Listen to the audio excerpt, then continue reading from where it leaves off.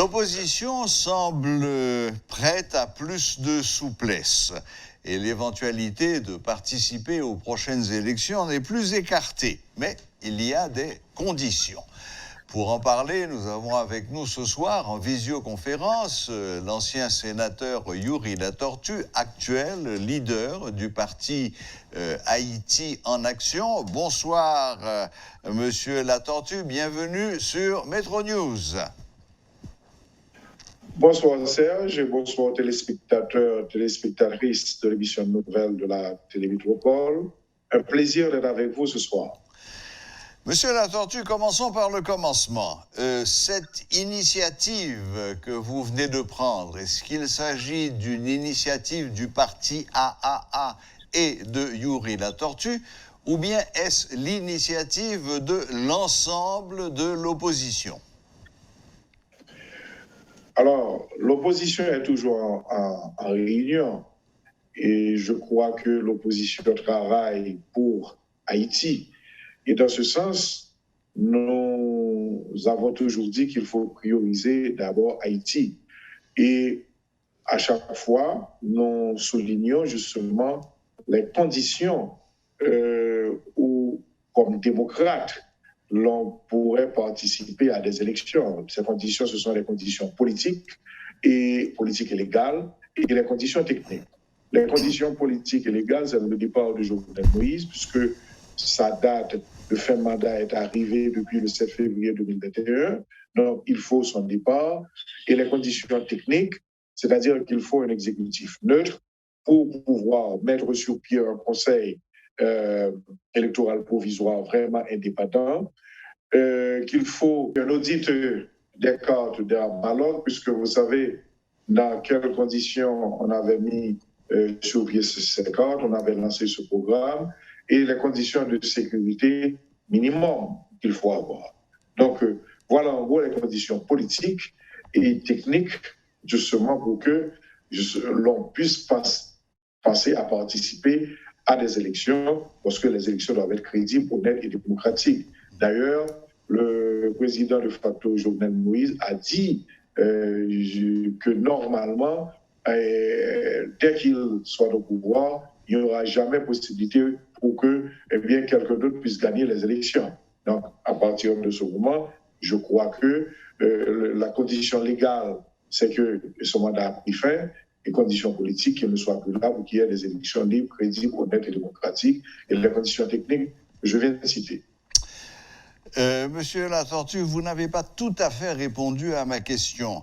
En effet, à la fin de votre texte, vous dites, vous insistez en disant que vous invitez les membres de l'opposition à prendre le chemin des urnes. Est-ce que ça signifie qu'il n'y a pas encore un accord à 100% entre les membres de l'opposition ? Donc, je reprends ma question. Est-ce une initiative de Youri Latortue ou de l'ensemble de l'opposition, y compris Maître André Michel et tous les autres? Non, nous sommes en train de discuter au niveau de l'opposition. Mais moi, je soutiens cette initiative. Nous sommes en train de discuter. Et si nous arrivons à conclure cette discussion, il y aura un texte final. Mais ce que nous disons pour le moment, c'est que, comme démocrates, nous devons participer à des élections, mais comme démocrates, nous devons respecter la Constitution.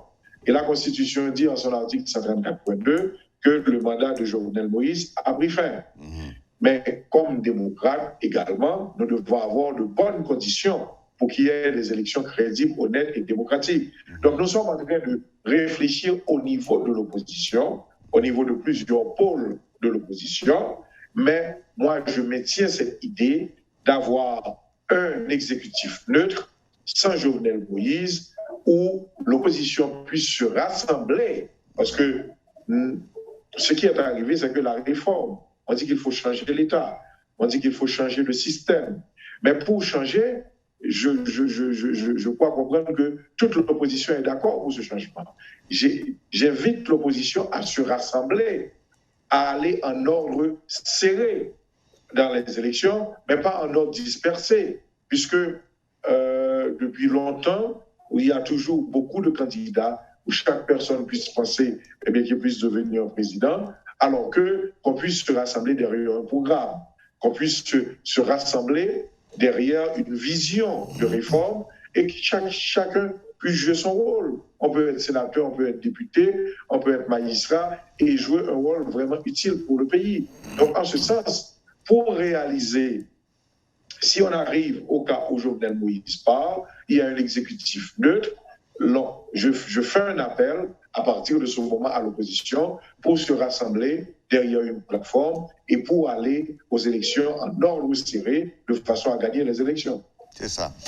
Monsieur Latortue, vous avez certainement entendu la déclaration de la secrétaire d'État adjointe, Madame Julie Chong. Elle ne voit pas d'un très bon œil l'idée d'un gouvernement de transition, ou plutôt elle dit l'idée est bonne, mais... Et il y a toute une série de mais qu'elle édicte. Mais qui sera dans ce gouvernement? Comment seront-ils choisis? À quel électeur rendront-ils des comptes? Quelle loi va déterminer leur mandat, etc., etc. Qu'est-ce que vous pensez de cela? Je crois que le discours de la secrétaire d'État, eh bien, cette proposition va apporter réponse à la secrétaire d'État, puisque nous devons quand même éclaircir, nous devons apporter de la lumière pour nos partenaires internationaux. Et ce qui arrive, c'est qu'aux questions qu'elle a posées, à savoir qui va faire partie justement de cette transition, nous avons dit un exécutif neutre. En tant qu'opposition politique, ce n'est pas à nous maintenant de diriger la transition. En tant qu'opposition politique, il serait mieux de nous rassembler, de constituer une plateforme pour aller aux élections. Donc, la question à savoir que cette opposition veut prendre le pouvoir pour s'enrichir, pour se préparer ces élections, je crois qu'à partir de cette proposition, il y a une réponse à la secrétaire d'État. La deuxième chose, eh bien, qui justement, devant quel électeur vous allez répondre? Eh bien, un exécutif qui prépare les élections, eh bien, n'a pas besoin de répondre à des électeurs. Cet exécutif, c'est un exécutif de transition pour renouveler le personnel politique. Maintenant, est-ce que il y aura de la participation maintenant des acteurs politiques qui n'ont pas été élus, ce gouvernement? Non, je crois que justement pour réaliser des élections, il faut des gens qui sont crédibles, honnêtes et démocratiques, puisque à partir de ces élections, on peut avoir d'autres crises. Mais pour éviter la crise, il faut que les personnes justement qui dirigent cette transition soient des personnes neutres, crédibles, honnêtes, qui puissent accorder la victoire à qui victoire est due. Bon, j'imagine que dans ces conditions, le fait que M. Claude Joseph ait été renforcé, enfin, il a été renouvelé dans son rôle de Premier ministre pour un mois encore, c'est pas votre problème. Non, écoutez, vous savez, tout ce qui est là comme exécutif est illégal. On a un président de facto, un Premier ministre. Normalement, la Constitution dit que le Premier ministre ne devait passer que 30 jours. Maintenant, on nouvelle. Qui donne autorité au président pour renouveler un Premier ministre, ce n'est ni la loi ni la Constitution. Des ministres de facto, un chef de la police AI, un gouverneur de la banque AI, un conseil de la BNC AI, et des institutions abracadabra. Donc, normalement, ceux que nous avons là, comme responsables, n'ont aucune légitimité, aucune légalité. Et c'est pour cela que nous avons dit l'arrivée de Claude Moïse, eh bien, pour nous, c'est une distraction, puisque le renouvellement, puisque normalement, si nous parlons de fin de mandat d'un président, si nous parlons de l'article 124.2, eh bien, qui dit que le temps constitutionnel avait pris fin au 7 février 2021, à partir de ce moment, on n'a pas besoin de parler d'un Premier ministre qui a été nommé devant ce président. Très bien. Bon, cela dit, vous vous rendez bien compte, Monsieur Latortue, que vous êtes en train de vous engager pratiquement dans une impasse, parce que vous avez en face de vous, vous venez de le rappeler, quand même le grand voisin américain qui pousse à la roue de manière presque intempestive et qui tient absolument à ce que les élections aient lieu. Eux ne parlent pas du départ de Jovenel Moïse. Dans leur esprit, apparemment, les élections doivent pouvoir être organisées par l'actuelle administration Moïse-Claude Joseph.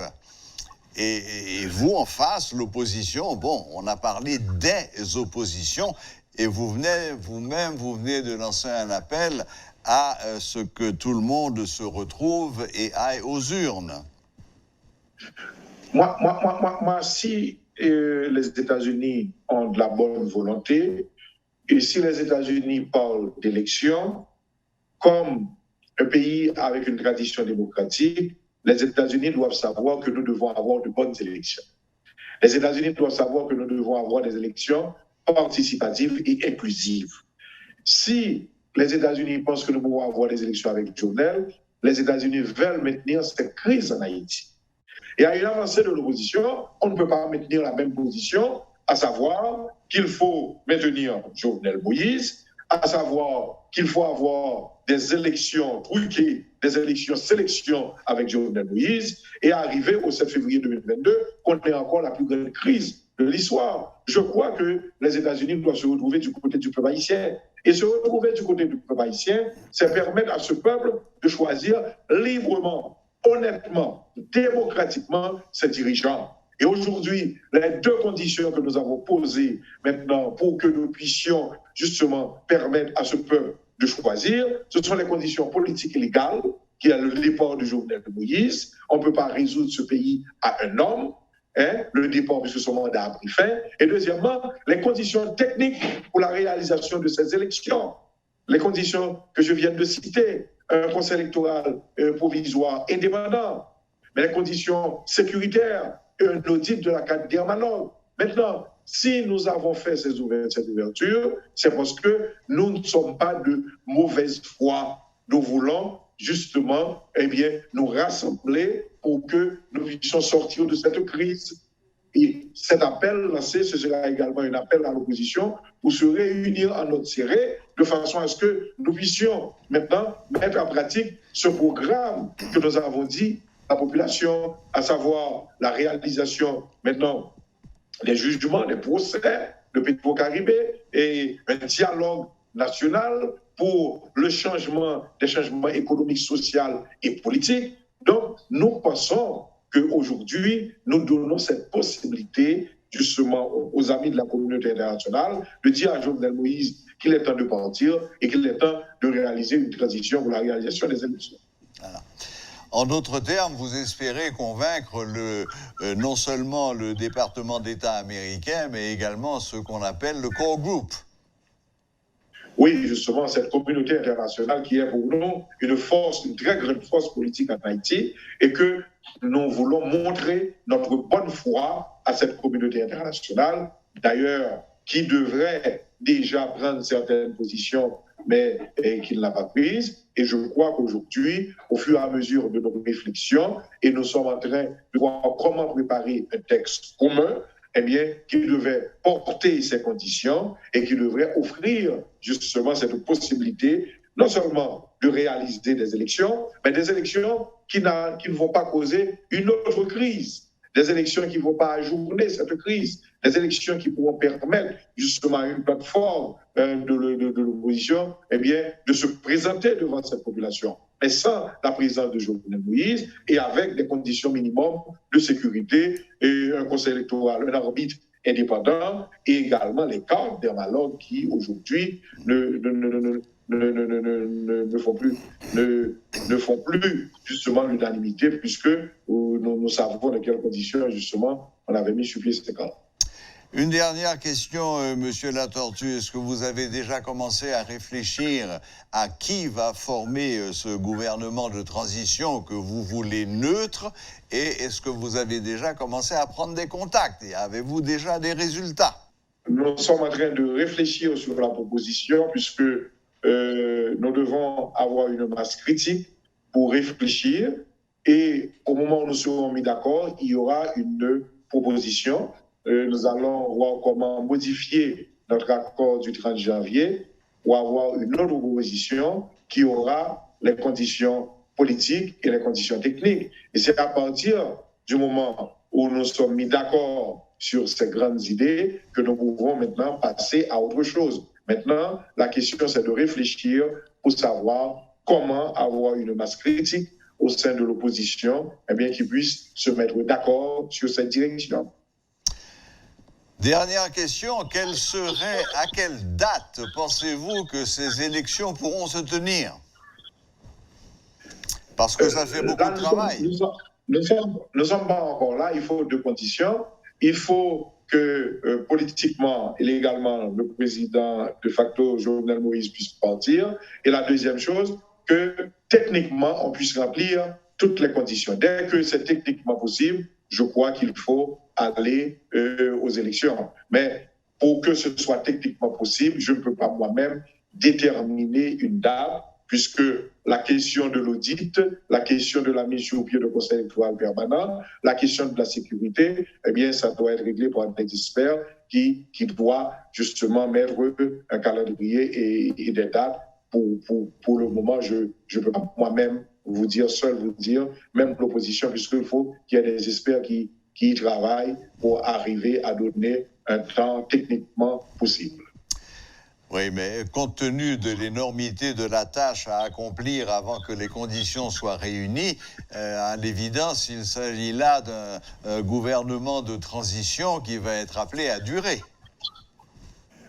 Non, je ne pense pas, puisque nous avons dit les conditions politiques qui amèneront le départ de Jovenel Moïse et les conditions techniques, normalement, l'on peut dire dès que c'est techniquement possible dans ce délai. Le plus rapidement possible, mais il faut respecter les délais. Et aujourd'hui, je ne suis pas un spécialiste à ce niveau, au niveau électoral. On ne connaît pas ce qui s'est passé au niveau des cadres, mais ce ne sera pas cette transition de 3 ans, ni même de 2 ans. On va avoir un délai plus court que ça, puisque le délai se ramènera l'objectif se ramènera surtout à l'organisation des élections. Donc, il faut se concentrer sur tout ce qui est techniquement possible pour les faire le plus rapidement possible. Mais je ne peux pas moi-même fixer une date, un délai. D'abord, la première étape, c'est de se mettre d'accord sur un texte où il y aura une masse critique de l'opposition à être mise d'accord. Et la deuxième chose, c'est de voir quand c'est techniquement possible.